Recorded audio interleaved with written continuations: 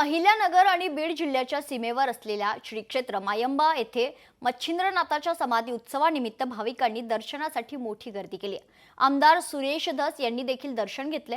वर्षभरात गुढीपाडव्याच्या एक दिवस आधी सर्वसामान्य भाविकांसाठी मच्छिंद्रनाथाची समाधी खुली करण्यात येते।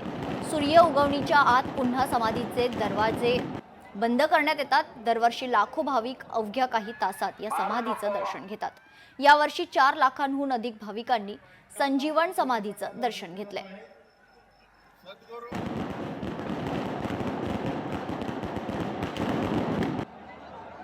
मच्छिंद्रनाथांची संपूर्ण भारतवर्षातील ही एकमेव समाधी आहे, संजीवन समाधी आहे।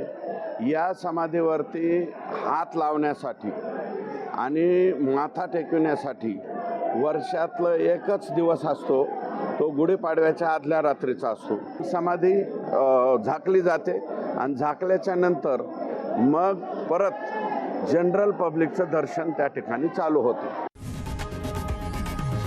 लोकशाही मराठी ऐका, पहा, जागरूक रहा।